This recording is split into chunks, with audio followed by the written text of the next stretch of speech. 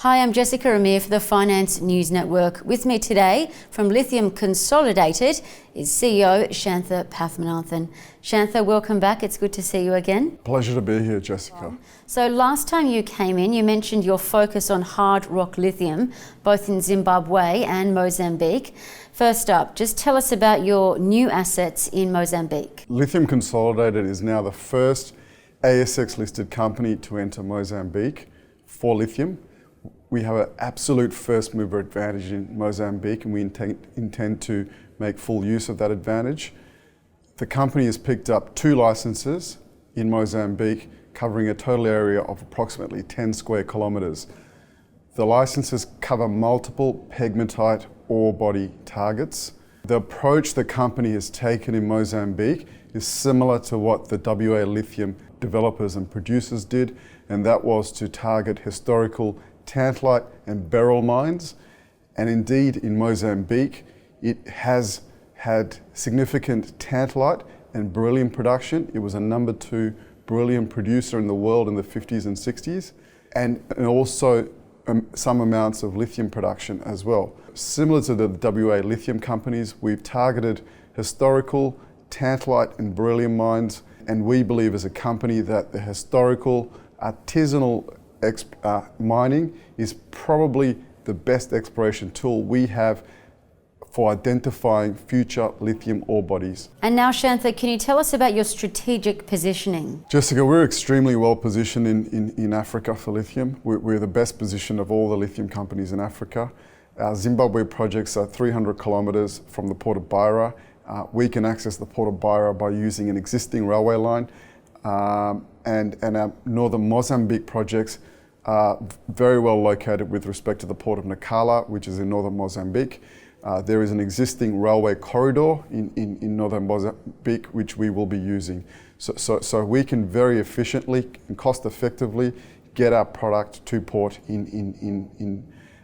from our Zimbabwe and Mozambique projects. And Shantha, you're obviously quite bullish on the hard rock lithium market in Africa, and you spent at least a couple of years there. So what are you seeing on the ground? We've in fact spent the last couple of years in Africa working quite intensely on securing the projects we have in Zimbabwe and Mozambique. The feedback from that period of time and the significant capital we've spent in Africa is that we now have a greater degree of comfort on the minerals endowment and potential in Africa, in particular for lithium in Zimbabwe and Mozambique.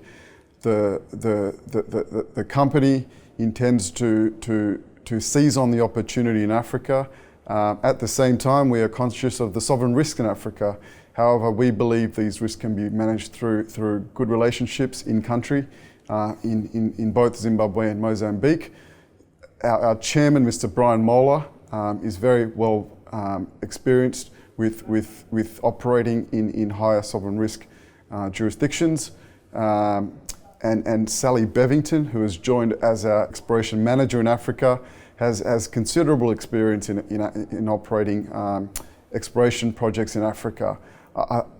I believe we're very well placed as a company to manage any sovereign risk there may be. In terms of activity in Africa for lithium, we're seeing it mainly from Chinese companies, and we very much see Chinese mining companies searching for lithium and as our competition there.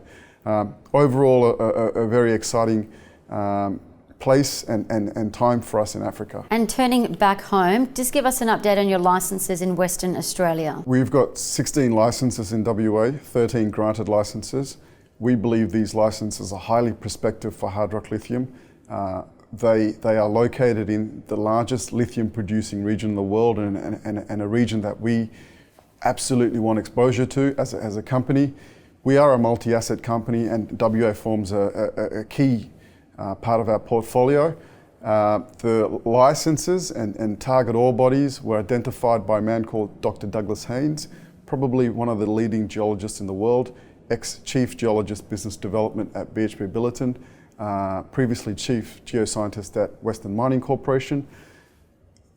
Douglas has identified what we believe to be highly prospective exploration targets for hard rock lithium.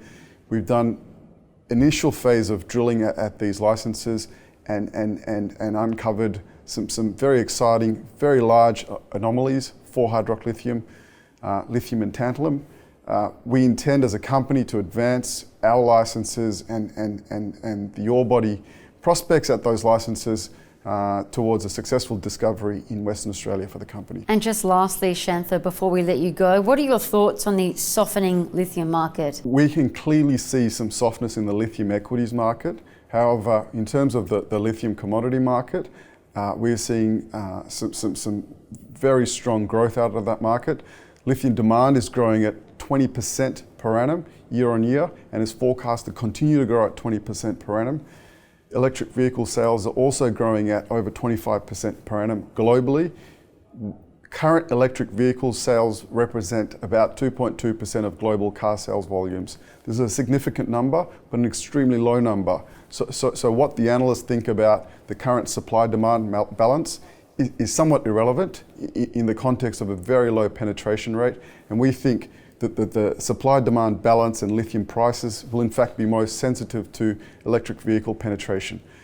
So in that context, and as a lithium company, we intend to give our shareholders as much leverage to global lithium growth as possible, and we believe this can happen through having multiple assets in multiple jurisdictions.